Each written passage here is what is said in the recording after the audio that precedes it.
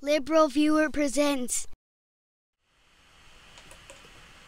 So, welcome to the September 17th, actually 18th edition of LiberalViewer Sunday Live Clip Roundup. Thanks for joining me. My show is a little bit delayed because I spent the weekend in Denver at an ACLU conference, but I still picked out the weekend's 11 best, most newsworthy clips for what should be a really educational, informative, fair use media criticism and political analysis show for you all tonight. The political comedy I have for you at the beginning of the show, as usual, comes from HBO's Real Time with Bill Maher. I think we have to wait till September 30th for Saturday Night Live to come back, presumably with Alec Baldwin in his Emmy Award-winning role as Donald Trump on Saturday Night Live. But I'll have this Bill Maher clip about the topic. The main topic for tonight is Trump's triangulation. Is he actually working in some bipartisan way between the Democrats and the Republicans, which I don't think is actually accurate, as I'll explain when we get to all of the clips. And then also have a couple clips at the end on the topic of Trump's Russia scandal, which is continuing in the background. Not as much coverage in the last few weeks because of hurricanes and other things, but there's this Facebook ad scandal that may have included presidential son-in-law Jared Kushner. That'll be at the end. If you look down in the video description, I put the descriptions of the topics. If you're watching as a recorded show, I'll put time indexes so you can skip between the two topics. There's also a link down there to my 11 clips, my list of my 11 clips. These are the notes I use. You may be able to understand my notes to myself, maybe not, but they'll at least let you know like who's speaking in each clip and which topic they're in and what network they come from. My clips come mostly from the big five corporate outlets of ABC, NBC, CBS, CNN, and Fox News, the so-called corporate media here in the United States. And there was a lot of coverage of this supposed bipartisanship or triangulation, which is what they called it when Bill Clinton did it back in the 90s. He triangulated between the more left-wing Democrats and the Republicans. He was like the moderate Democrat. And that's the fallacy of Trump's triangulation, is he's not the more moderate Republican. But didn't stop Bill Maher from making fun of Trump triangulation in the way he is actually angering a lot of his base supporters, and that will also be covered in the news clips. But I'll start with the clip from HBO's Real Time with Bill Maher, his monologue, which you can see in its entirety on the Real Time YouTube channel. And here's 2 minutes of it on my main topic for tonight, or today actually, over here. Of course, with Donald Trump, it's always personal. You know, he's fed up with his own party because he doesn't like Mitch McConnell and Paul Ryan. So now he's like making nice with Schumer and Pelosi. Again, this week he wined and dined Nancy Pelosi and Chuck Schumer. Well, they dined, he whined. And after the meeting, the Democrats put out a statement that said, "We agreed with the president to enshrine the protections of DACA into law and work out a package of border security excluding the wall." That's how they... Wait, that's how they remember it. That's not how Trump remembers things. What he remembers is we had cake, there was a fire truck, it went vroom, vroom, and then it was time for TV. But it sure looks like it had some effect on him, meeting with the Democrats. I mean, his thinking about the Dreamers seems to have changed because he tweeted something that I said was super supportive. Donald Trump tweeted, "Does anybody really want to throw out good, educated, accomplished young people?" And his supporters said, "Fuck yes." Of course we do. We want to do it yesterday. His base is furious at him. Breitbart calls him Amnesty Don now. And Coulter is calling for his impeachment. Even Hannity and Rush Limbaugh are turning on him. The deplorables really think this is deplorable. And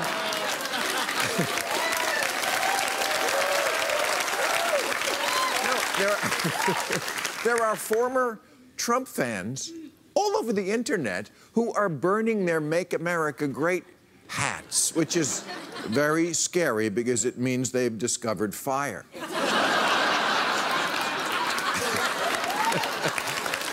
And tools could be next.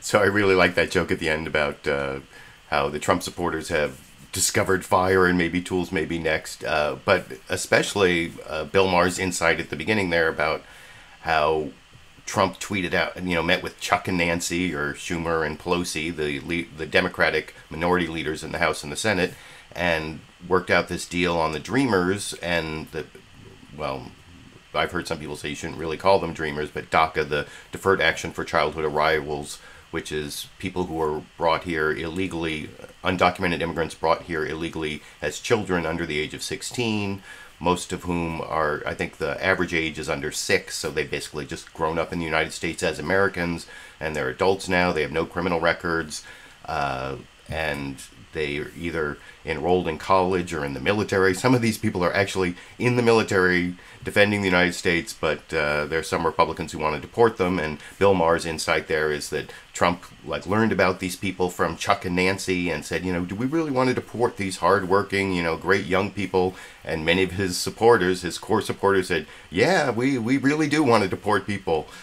These people, even though they are basically Americans in everything except for birth. They've grown up here as Americans, and they're really productive. I personally know several people who would qualify under this program, and I think, based on my personal knowledge, that they're very useful, productive, if you want to do an economic analysis, if that's all you care about, not the humanitarian aspects. But anyway, I'm going on and on. I wanted to move on to the actual news clips, the news analysis. This is the best summary, as usual, of this whole topic comes from Chuck Todd over on NBC's Meet the Press, I thought, even though Meet the Press wasn't even on last week, after a promise from Chuck Todd that there would be a Meet the Press every Sunday for the rest of 2017, but I guess weather permitting, he should have said. But here's Chuck Todd talking about this way that Donald Trump may be turning against his own base and the way he's enraging certain Republicans. And this is about 3.5 minutes long, but like I said, I think it's the best news summary of what you saw comedically satirized by Bill Maher in that last clip. Here's the NBC version from yesterday morning over here. President Trump pleased some moderates while enraging the right by attempting to strike a deal with Democrats to protect so-called Dreamers, the young people who were brought here illegally as children, from deportation. That deal would not include, reportedly, funding for his border wall. The reaction from parts of the Republican right, unrestrained fury, with some "I told you so" smugness thrown in. Still, the deal-maker president's latest deal-making has many asking. Does Donald Trump still plan to be a conservative president or not? Does he want to cut taxes on the wealthy or not? Does he want a deal on immigration or not? Even, does he really want to build a wall or not? President Trump's first 8 months in office have been largely defined by shiny object unpredictability. But his latest moves have conservatives worry that this is more than just another zig in a zigzag presidency. And you have 800,000 young people brought here, no fault of their own. President Trump, frustrated with a stalled legislative agenda and annoyed at a lack of loyalty from Republican leaders, is now flirting with the Democrats. And some of his most loyal supporters are outraged. On Wednesday night, Breitbart News, led by former Trump chief strategist Steve Bannon, dubbed the president Amnesty Don. Mr. Trump fired back. The wall will come later. We're right now renovating large sections of wall, massive sections. We're building 4 different samples of the wall to see which one we're going to choose. But conservative talk radio is lashing out. Imagine if he called out to the crowd, "We're going to build samples of the wall. Samples of the wall, and we're going to make the American taxpayers pay for it." Is he this tone deaf? See, this ignorant? Does he not know what got him elected? Ann Coulter tweeted, "At this point, who doesn't want Trump impeached?" No promise was more central to Mr. Trump's campaign than his pledge to build a border wall. That wall will go up so fast, your head will spin. And you'll say, he meant it. And he attacked Democrats for pushing what he called amnesty. Why do our leaders spend so much time talking about how to help people here illegally? They're here illegally. And candidate Trump went even further. You want to get rid of birthright citizenship? You have to get rid of, yes, you have to. What they're doing, they're having a baby. Now, top Republicans are doing their best to play down any framework of an agreement. This sounds like a deal to make a deal. There's a deal on the table. I think it's unfair to say that there's a done deal. In fact, I know there's no done deal. All I can say is there's a deal to be made. It's not clear whether Trump voters will punish the president. Ultimately, it's a test of who has more sway with Trump's insurgent conservative base, his critics in conservative media or Mr. Trump himself, who already has his defenders. He can either wait around for Republicans to get their act together, or he can try to forge ahead on his own, and that means even reaching out to Democrats. For now, though Democratic activists are uncomfortable, Democratic leaders are enjoying the president's flirtation with bipartisanship. He likes us. He likes me anyway. Joining me now. So like I said, I thought NBC's summary was the best of the possible triangulation, the move to the left or whatever, which is what I called it last week. I don't know. You can let me know what you think down in the comment section. I notice even on this strange time, that at my delayed time for my live stream, I still have over 50 live viewers and some people who I recognize. So thanks for joining me and keeping me company while I play you the clips. I thought that the Meet the Press summary there did a good job of showing how Donald Trump was so anti-immigration during his campaign, but now maybe doing what you might call a flip-flop, or I guess they didn't use the word flip-flop, but they showed the way he's enraging his Republican base. And like I said, I thought that was a good news summary, but the data download, I thought, went a little bit too far. This is another NBC Meet the Press clip from Chuck Todd, where he actually posits this idea that that Donald Trump is actually creating a third party, that the Trump base is different from Republicans, but the evidence that he uses, this poll that they've taken, I don't think it really supports the thesis. Basically, it shows that Trump voters are like 11 to 12% worse, or I might even say more racist, more white supremacist, especially based on the first and last question you'll see in this poll. I think that's where you really see the racism that makes the Trump voter worse than other Republicans, or more racist, or anyway. I'll show you the data download clip, and even Chuck Todd, by the end of this clip, you'll see he's sort of backtracking and saying, well, maybe it's not a third party, but there's something different about these voters there, and I'll talk about it with you after we watch that 2-minute clip together over here. Welcome back. Data download time. Diversity and culture continue to be major fault lines in American politics. That's what we learned in our latest NBC News Wall Street Journal poll that examined social trends in America. But we learned something else, too. There's increasing evidence we're no longer talking about two parties when it comes to the way these issues break down. We're talking about three: Democrats, Republicans, and the party of Donald Trump. Let me explain.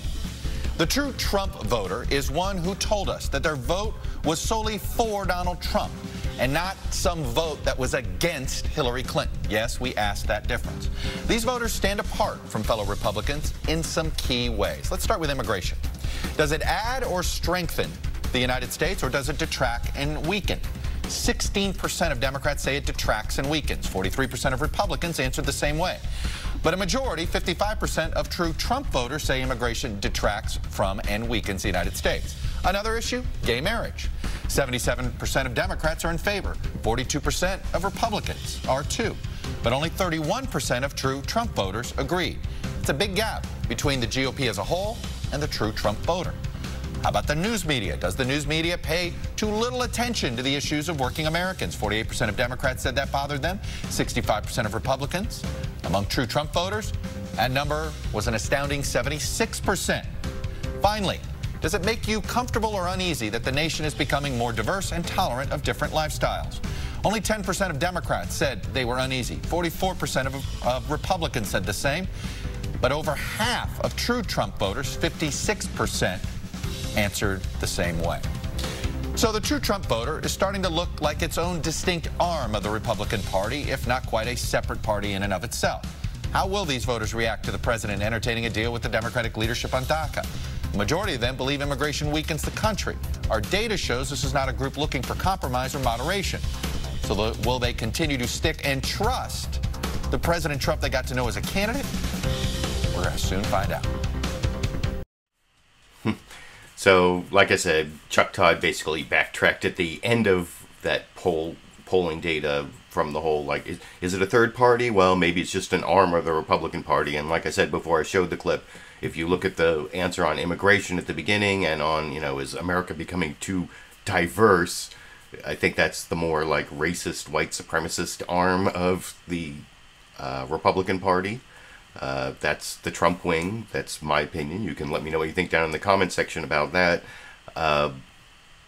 But I'm next going to show a clip from Republican Senator John McCain, also kind of coming up with this tripartite structure for what's going on with Donald Trump. I guess in a way it supports the idea of triangulation. Here you see John McCain saying that he thinks that Donald Trump isn't including the Republican leadership enough. It should, if it's really going to be bipartisan, it should be Trump and the Republicans from Congress added to the Democrats, and he thinks that Trump hasn't been including the Republicans.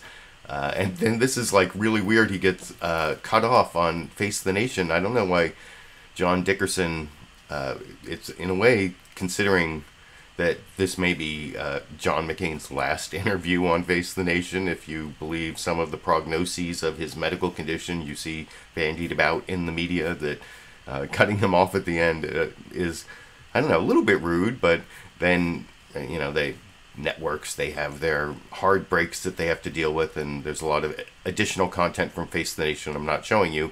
And John McCain didn't seem that upset. He jokes about it at the end and then tells people to even watch the next segment about the Vietnam War, which you can see for yourself in the 90-second clip from CBS's Face the Nation yesterday morning here. Two other issues. One, the president's working on bipartisan approach. What do you make of that? I am interested in that. Of course, this president is always full of surprises. But the problem is, John, it shouldn't be bipartisan. It should be both Republican, Democrat, and the president. So yes, he surprised the Republicans with the deal that he made with Chuck and Nancy. With Chuck and Nancy. What should take place is the three of them, both leaders, Republican and Democrat, and the president, sit down and say, okay, we got a problem here. We need to fix it. And that means that we can come up with all three of us in one solid proposal. Why did Obamacare fail? Obamacare was rammed through with Democrats' votes only. Are we going to ram through our proposal with Democrats and the president? That's not the way to do it. We've got to go back.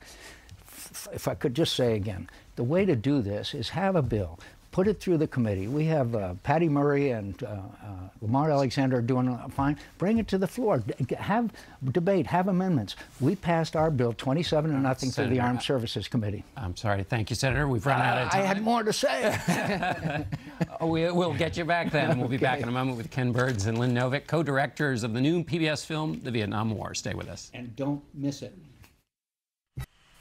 So that was pretty nice of John McCain there to say, don't miss it at the end of that clip where he actually got cut off and said, well, we'll bring you back. And who knows if John McCain, how long he has left to give these kind of interviews. I've disagreed with John McCain in a lot of different ways and criticized him over the years. But, no one wishes brain cancer, the death from brain cancer on anybody. So I just wanted to make that commentary on that last clip.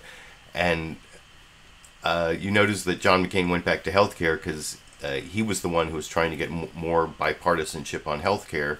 And it actually made me think, in addition, in the context of this next clip, that the real triangulation is going on for Republicans in Congress are trying to triangulate between the extremist Trump Republicans and the Democrats, and they're trying to position themselves in between that. And I think a really good representation of that, like I said, is this next clip, which is Senator Tom Cotton, who is not a moderate Republican in any way, from Arkansas, unless I'm misremembering that. And Senator Tom Cotton is actually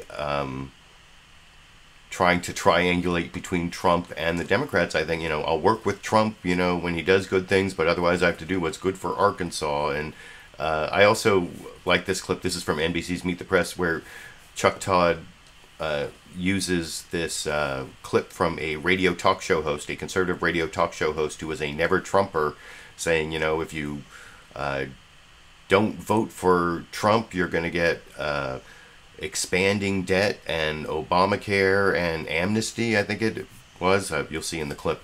And I didn't vote for Trump, and that's exactly what I got. And I think that was kind of amusing, and you'll see how Tom Cotton responds to that in the NBC Meet the Press clip from yesterday morning here. Fear overall among some conservatives. I had a very animated, never Trump conservative radio talk show host on my Meet the Press Daily earlier this week. Take a listen to Steve Deace. When I was never Trump, Chuck, they told me if I didn't vote for Trump, we'd have amnesty, record debt, and Obamacare. And guess what? They were right. It's obviously filled with a bit of hyperbole, but there is a growing chorus on the right, a little bit of I told you so when it comes to Donald Trump. Do you still trust him to be a conservative president? Yeah, I always want to support the president when he's right. When he's wrong, I'll try to change his mind. And if he doesn't, I'll have to oppose him and support what's best for Arkansas. But I think that's the most constructive approach to trying to work with President Trump, or for that matter, any president. Is his frustration with Mitch McConnell warranted in your mind? I think his frustration is with Congress as a whole. The president doesn't have so much of a leadership problem sometimes. He has more of a membership problem. But that's not uncommon. You've seen that in the Democratic Party as well. Just this week, Bernie Sanders introduced his single-payer health care bill.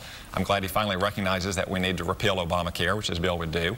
And that's divided the Democratic Party. That's just the nature of Congress, but it's also the nature of our separated system of government. You still have trust in... So, I don't know, you can let me know what you think down in the comment section as to whether very conservative Senator Tom Cotton is actually trying to triangulate between the even more extreme Trump voters and the Democrats with that answer. And of course, he was trying to furiously pivot over to the healthcare issue, just like John McCain, and bringing up Senator Bernie Sanders' plan, the Medicare for All plan, that he introduced into the Senate, which may actually become a litmus test for Democrats running for president in 2020, that they have to endorse the single-payer Medicare for All plan, which I want to discuss with you a little bit. I was also reading the comments, the live comments during the show, during that last clip, and I got a very nice €20 super chat contribution. I guess this isn't someone who I've seen recently. I'll show you that here.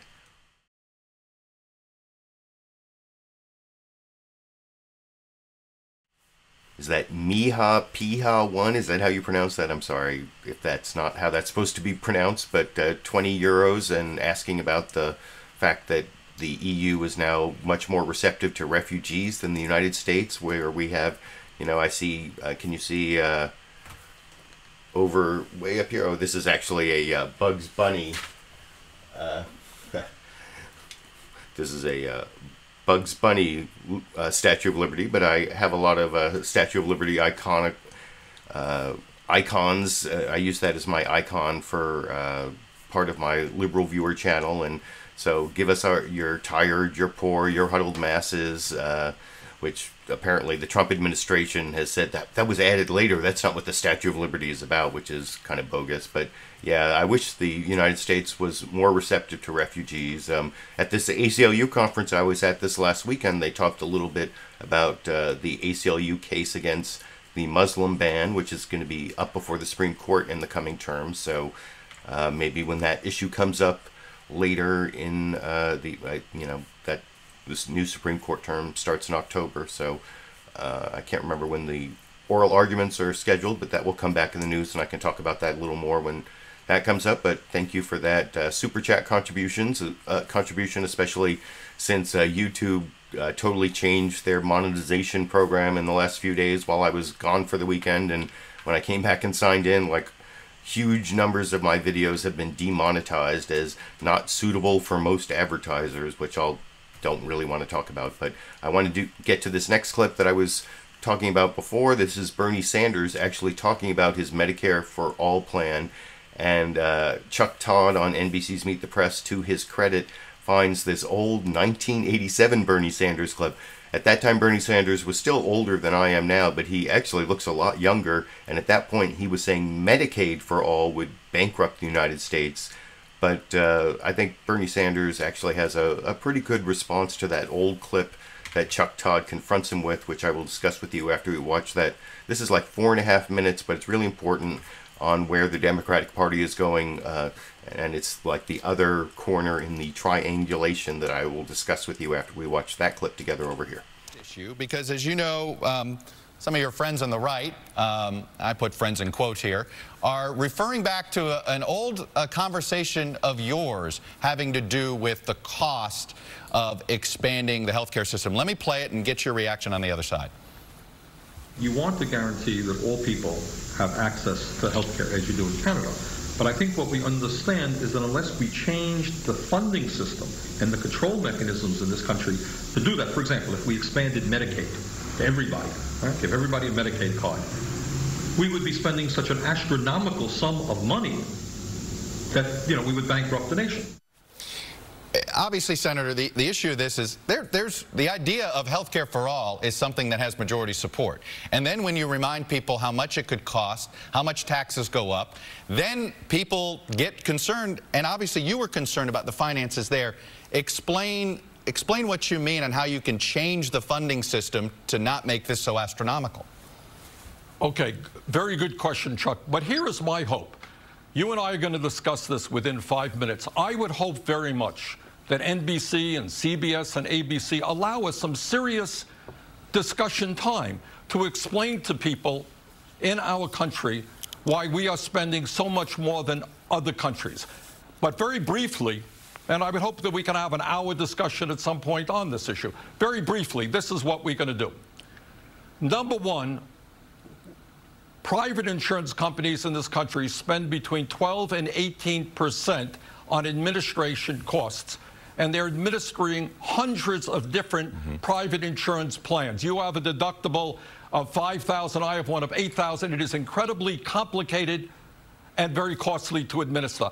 The cost of administering the Medicare program, a very popular program that works well for our seniors, is 2%. We can save approximately $500 billion a year just in administration costs. Okay. Second of all, because we pay so much more per capita on for our prescription drugs, by having Medicare negotiate drug prices, we can save over $100 billion there. So that's a lot of savings. Thirdly, and here is the important point, my Republican friends say, well, Bernie wants to raise your taxes.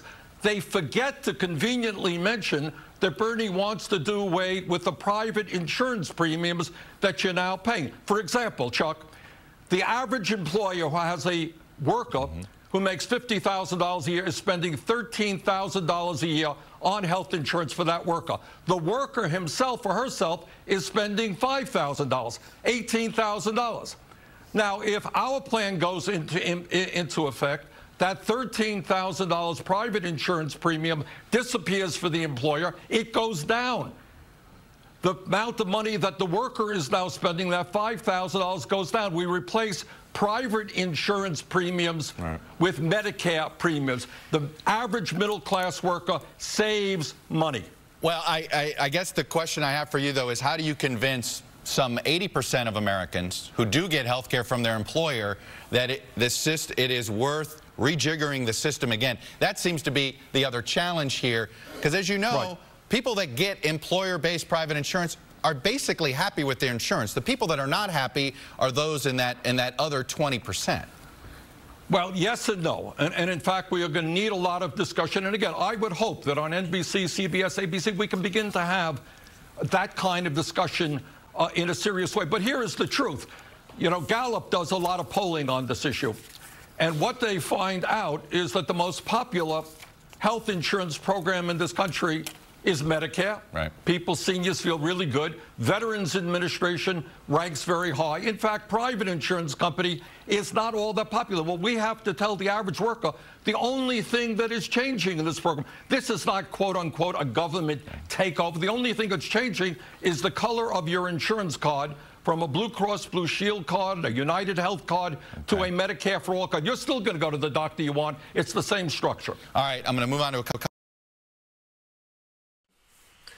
So that is a really important way to frame the healthcare debate, but it is more than a 30-second slogan, or I don't know, maybe you could fit it in. I mean, you're not going to be able to fit that into a bumper sticker, but you heard Bernie Sanders try to show the way Democrats who support Medicare for all or single-payer health care, the way those Democrats can rebut the obvious and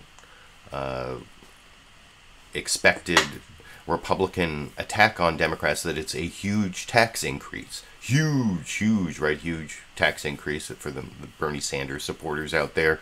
But as Bernie Sanders noted, for a worker making on average $50,000 a year, the employer is paying $13,000 for their health care, and the worker is paying $5,000. So that means if you're charging the worker $4,000 in additional taxes and you're charging the employer $12,000 in additional taxes, the worker and the employer are both coming off, with $1,000 better off, and they're getting probably better health care because it's not profit driven by insurance companies. And is that too nuanced an argument for voters to understand? And Democrats want to give you a huge tax increase is a really easy idea to fit into attack ads or whatever. And the idea that you're going to actually end up better off in terms of both healthcare and how much money you're spending, I don't know, is that something that you can get people to understand? You can let me know what you think down in the comment section. And in terms of the effects of money on politics, I guess, or the idea of profits on healthcare, I did notice that I got another Super Chat contribution from Monologica along the way, saying that you can buy screen time by giving a Super Chat contribution. Before Super Chat started, I was saying that Super Chat contributions don't guarantee you screen time, and I also will sometimes feature comments from people who don't give donations. The reason that I feature them as much as I do is because the ad revenue, as I've discussed over time, it's dropped first 95%, now down to more like 85% of the ad revenue is gone, and I don't know how this new system's going to work, but I just rely almost completely on the Super Chat and Patreon contributions to defray the time, or to pay me for the time I spend about 8 or 10 hours every Sunday doing the show and preparing for the show. So I do appreciate how the money can warp people's access to screen time, but is that really such a high value commodity, Monological? Do you feel like you've really got your 10 euros worth by me putting you on the screen? I don't know. You can let me know what you think down in the comment section, and I will read all your comments along the way. And now I actually want to move on to a couple more clips on this supposed Trump bipartisanship. These are two clips from Fox News Sunday, where, as usual, there's a little bit of pro-Republican bias. That was even reported in that NBC Meet the Press clip I showed. The summary at the beginning showed how Trump is enraging Republicans, but especially on DACA, he's still getting support from Fox News because Rupert Murdoch is actually really pro-immigration reform. And a lot of Republicans are pro-immigration reform. They just don't want the citizenship, I guess, and they want border security. That's what you'll see from Roy Blunt, the Republican from Missouri, who's up against Dick Durbin, the Democratic senator from Illinois. These are two senators, one Republican, one Democrat, from bordering states in the Midwest, and Chris Wallace has them on first to ask them about DACA, the Deferred Action for Childhood Arrivals, and the way that Trump made this deal with Chuck and Nancy. Remember from last week, Chris Wallace couldn't stop saying Chuck and Nancy, and he still says Chuck and Nancy this week when he's talking to Dick Durbin and Roy Blunt.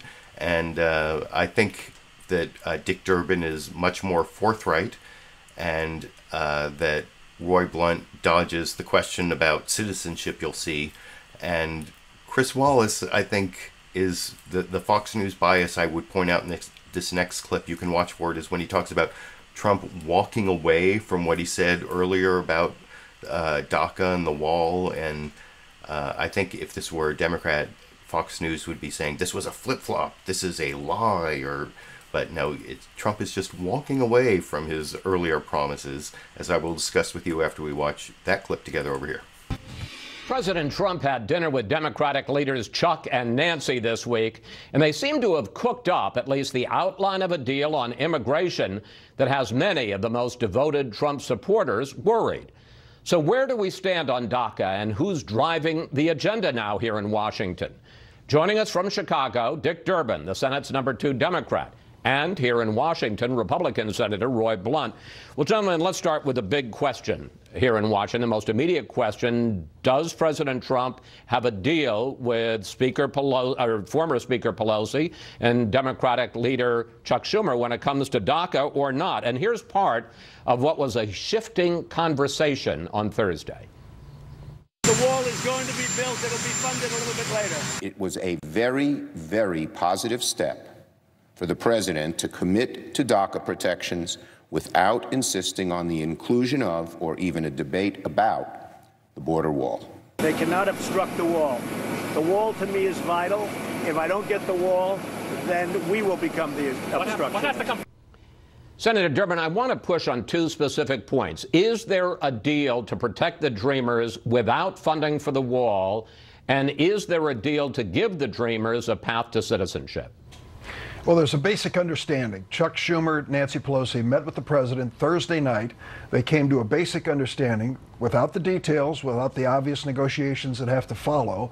And then Chuck and Nancy said to the president and the White House, we're going to put out a press release so it's clear on both sides what we've agreed to. They did exactly that. There was great pushback from the right. They didn't like the parameters of this understanding, and there's been a lot of conversation since. But we're going forward. We're going forward with the understanding that we can work with the White House to come up with an agreement that includes DACA, that includes citizenship for those who are protected under the DREAM Act, and also has a substantial commitment to increased border protection. Those are the two pillars of this understanding. And very briefly, in this understanding, do you believe that the president committed to those pillars over Chinese food on Wednesday night? Yes. That's pretty brief. Okay, Senator Blunt, the president seemed to walk away from at least the citizenship part of this deal later on Thursday. Let's take a look at that. We're not talking about amnesty at all. We have not talked about amnesty. There'll be no amnesty. We're not talking about that as part of the transaction. So, Senator, help us clear this up, because, I mean, there's genuine confusion here in Washington. Do you believe that there's a deal on these issues, and is this something that Republican senators could support? Well, I think there's a desire to come to a conclusion here on both sides, and Senator Durbin just mentioned border security as part of the understanding, but the details haven't been worked out. Another thing that he mentioned, well, the details here matter. You know, there have always been three separate questions in my view. One is, how do you secure the border? Two is, what are the legitimate workforce needs of the country? And three, what do you do with people who came or stayed, or in the case of the Dreamers, were brought to the country illegally? I think it'd be very short-sighted not to try to do all we can to solve the first problem, and the president has unbelievable credibility here. If you solve the first problem, the other problems, I think, are reasonably solvable. We're seeing that happen as people want to come together and deal with the issue of kids who were brought here illegally, but you're not going to be able to solve these problems in a satisfactory way unless you give the president the leeway he needs to be able to, at some point in the future, say the border is now operationally secure. That allows everybody to move to solve these other problems in a better way, Chris. But again, briefly, and I hope you'll be as brief as Senator Durbin is, giving him leeway to secure the border, does that have to include funding for the wall, specifically funding for the wall as opposed to other measures? And secondly, citizenship for Dreamers. It appears it would not preclude the wall, but it doesn't have to include the wall at this point, I don't think. There are lots of things that have to happen to secure the border, in terms of citizenship, does that mean you wouldn't have to take the test that everybody else takes? How long would you have to be here under the Dreamer? There are lots of things that can and will be worked out there. All right, let's turn.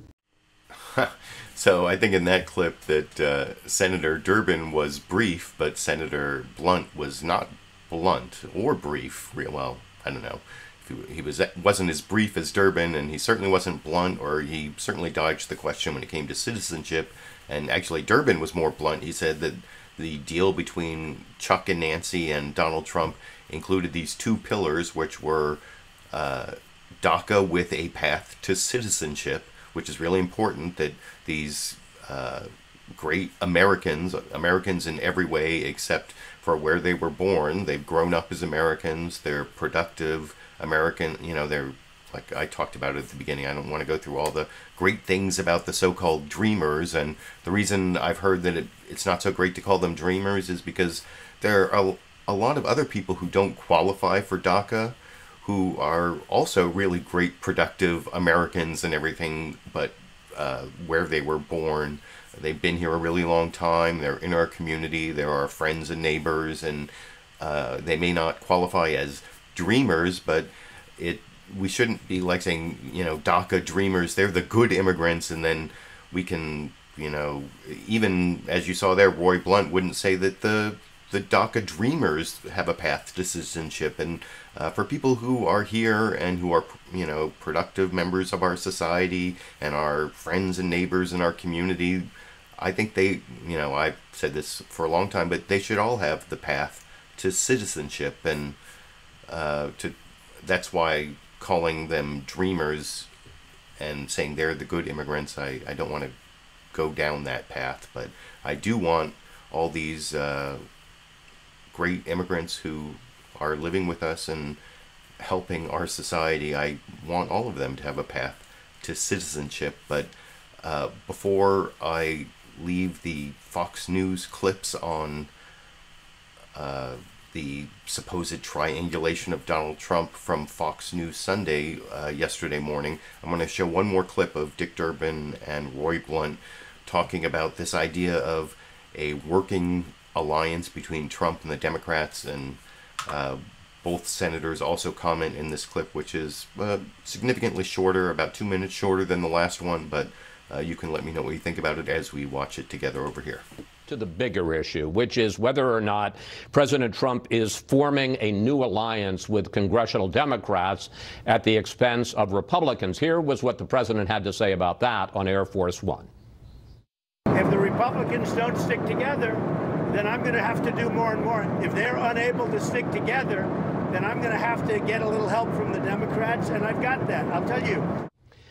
Senator Blunt, given the failure of Senate Republicans to pass Obamacare repeal and replace, isn't it wise for this president to go to Democrats and look for some votes? Well, I think the minority can't abuse the rules of the Senate, but under the rules of the Senate, you have to have some Democrats work with you to get most things done. The 10 years I was either the chief deputy whip or the whip in the House, we passed 2 bills in 10 years that didn't have Democrats vote for them. That's part of the work. That's how you get the work done here in a way that allows everything else to move forward. So looking for Democrats on every bill is a good idea, but making it impossible to get your work done because you've lost your own side is not part of that either.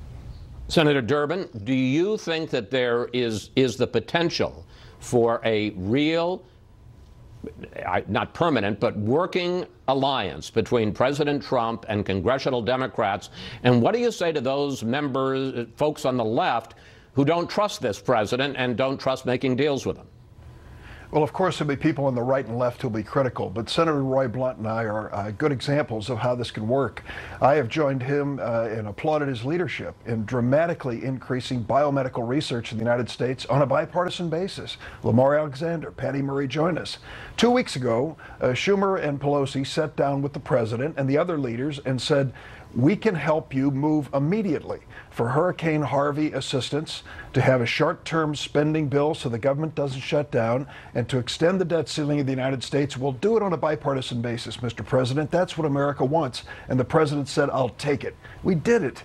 And we can do more like that as long as we trust one another, respect the differences that we obviously do have, but try to work toward a goal. Patty Murray and Lamar Alexander have accomplished more in the last 2 weeks of strengthening our health care system and moving forward to make the Affordable Care Act more affordable and more transparent than we achieved in 7 months of partisan wrangling on the floor of the Senate. It can be done. But there are some... And I'm not sure I really buy either version of bipartisanship you heard from Roy Blunt and Dick Durbin in that last clip. Although you notice that Dick Durbin referred to Patty Murray and Lamar Alexander and their bipartisan work on healthcare reform, which you also heard John McCain refer to in clip number 4 that I showed earlier, and I actually haven't been following that following that part of the healthcare debate that closely. The part I heard about is that by the end of the month they have to repeal and replace Obamacare with 50 votes plus the vice president if they're going to be able to do it during reconciliation, and that they may have this plan that's going to take money away from all these blue Democratic states and transfer it to these red Republican states, and especially like Nevada and Alaska, where there are senators who are wavering on the whole healthcare debate. So they're basically going to try to buy votes by shifting money around, Medicaid money and whatever. I don't know if that's actually going to happen. That may come up on a later Liberal Viewer Sunday live clip roundup. But if you want to see the analysis of Trump's so-called bipartisanship that is most closely aligned with my own opinion, I guess would be the one from Representative Adam Schiff in this next clip. Although a couple other things I wanted to say about that before I show this clip is I saw, I think, pundit Jameel Simmons on AM Joy from yesterday. I was watching that while I was preparing the show, and he said that something about, Trump is no more bipartisan than he is bi-curious, or he's not bipartisan or something. I thought that was kind of funny, and I've also seen people say he's like more bipolar than bipartisan. But I think the analysis from Representative Adam Schiff, a Democrat from California who I've been sort of promoting because he's one of the leading Democrats investigating or as part of the Russia investigation. He's the ranking Democrat on the House Intelligence Committee. And I'll have a clip of him in a minute when I get to the 2 clips on Russia. But this is the final clip on Trump's so-called triangulation, and I think what he says about Donald Trump is really accurate, talking to George Stephanopoulos on ABC's This Week with George Stephanopoulos yesterday morning over here.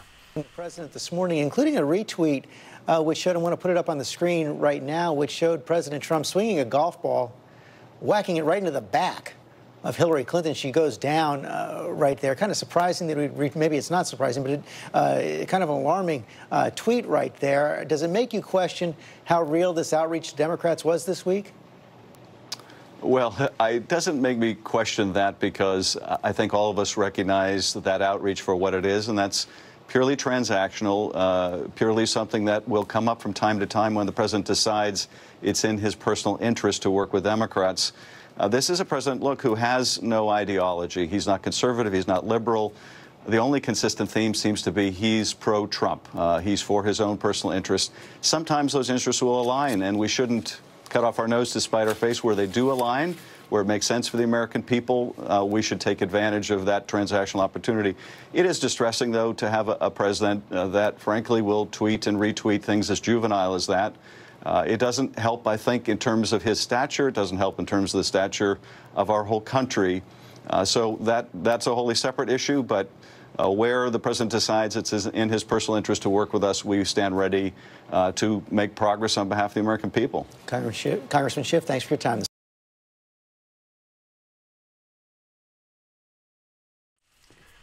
Sorry for the delay from the clip, but Sandy's lying down over there and she's like snoring and wagging her tail in her sleep. I actually took a little bit of a video of that. I actually don't have that video for you because I just took it, but I know there are a lot of Sandy fans out there, and I will get to that in 1 second. But I want to say, since that's my final clip on Trump triangulation, that what Adam Schiff said there about Trump being, he's not conservative, he's not liberal, he's basically, pro-Trump. And that's the analysis that is closest to my own particular opinion. Having shown all those clips, that's the one thing I wanted to say about that. And, I've had a lot of Sandy fans out there, and one of my patrons even suggested that there should be a Sandy clip in every single Sunday live clip roundup. And so I'm trying to do that as much as possible, and I don't have the Sandy clip that I just recorded during that last clip, but I was able to process one from right before the show. See if I can get this thing to, oh, here it is. It's a 13-second clip of Sandy settling in for the show over here. Sandy, look here. Look at the camera.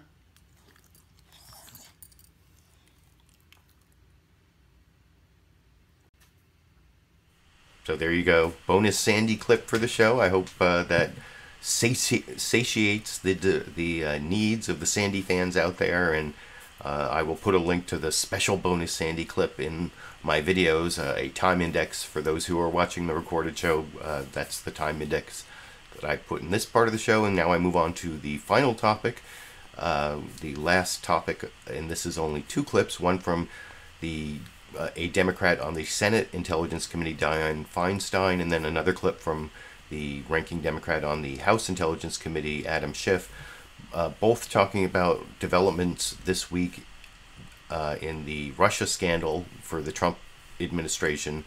And there were reports in the, I don't know, the fake news, the real news. I guess if you're a Trump supporter, this is the fake news. But the corporate media reported this week that Robert Mueller, the special counsel investigating Donald Trump's the Trump campaign's possible collusion with Russia in interference in the 2016 presidential election, that they've gotten information that Russian, fake Russian Facebook accounts were used to buy over $100,000 worth of Facebook ads that were targeted at potential voters in the 2016 presidential campaign. And there was even this Vanity Fair article on Saturday saying that there was the possibility that Jared Kushner, Donald Trump's son-in-law, was involved in collusion because the Russians needed to know where to target the ads, and Jared Kushner was the one involved in, or he was the head of the online targeting and the voter information for the Trump campaign. And here's Dianne Feinstein first saying she doesn't know anything about that, but that the investigation is not only continuing but growing on the Senate side. This is from CNN State of the Union. Senator from my state, California, Dianne Feinstein, talking to Dana Bash on CNN State of the Union yesterday morning over here. Special counsel Robert Mueller is now in possession of Russian-linked ads that ran on Facebook during the campaign. Do you have any indication as to whether Jared Kushner's data operation during the Trump campaign had any role in selecting Facebook targets for the Russians? No, not at this time. No indication, or? No. We have just hired 2 investigators to work the Democratic side of the judiciary investigation, which largely deals with obstruction of justice and the Russia-Trump connection, if there is one, and if it rises to the level of collusion. And so this will take a sustained effort. And I think everybody should be very cautious in what they say, because none of us want to be false in what we say. So it means you have to wait till the evidence comes in. These are new Democratic investigators. Are you working in a bipartisan way as well as Republican investigators? We work in a bipartisan way in terms of the interviews. The team, the staff just interviewed Donald Trump Jr. It was a 5-hour interview. Republicans went first for an hour, and then Democratic staff questioned.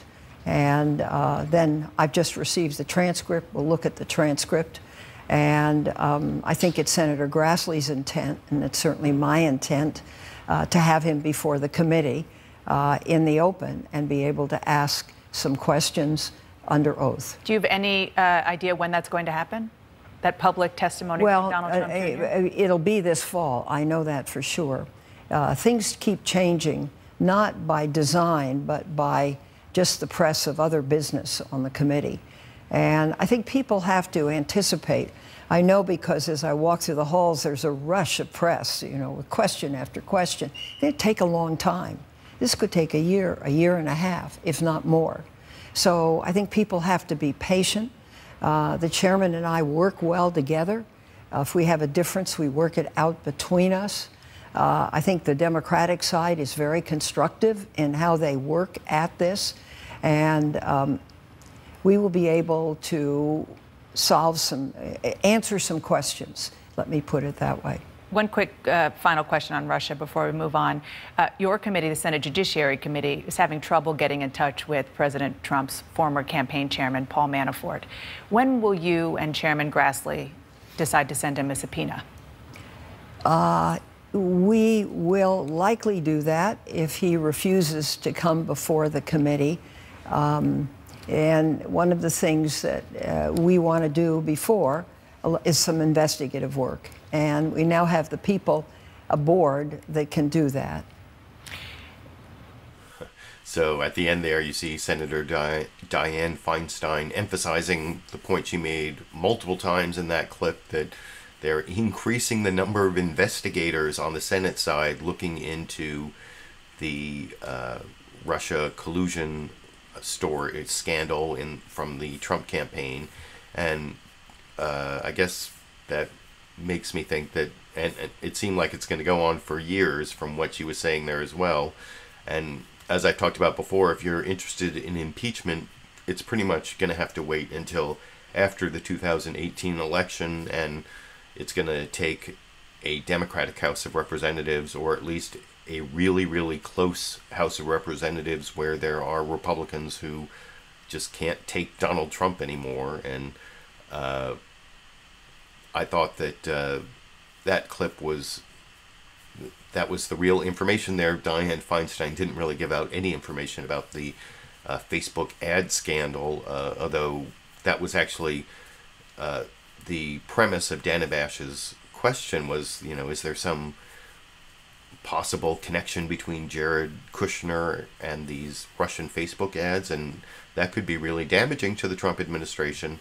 And like I said, the last clip is also on this topic. This is the House Intelligence Committee ranking Democrat Representative Adam Schiff from California, who in general, I think he's doing a good job being a leader in articulating what's going on in the Russia scandal in a way that at least a person who is kind of on the Democrat side, obviously, as those who watch my show for the last 230 weeks, I've been doing LiberalViewer Sunday live clip roundup. This is episode number 230. So if you've been watching for the 230 episodes, you know I'm a registered Democrat. I voted for Bernie Sanders in the primary and Hillary Clinton in the general election. And so at least for me, this is, I am looking to Adam Schiff even more than Dianne Feinstein, even though she's the senator from my state. But Adam Schiff, I think, has been a real leader in articulating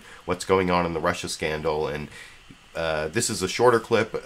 I think his big point, as I'll reiterate after I show the clip and we watch it together, is that it shouldn't have taken so long for us to find out about these fake Russian Facebook accounts buying over $100,000 worth of targeted Facebook political ads. And I will talk about that with you after we watch that final 94-second clip from ABC's This Week with George Stephanopoulos from yesterday morning over here.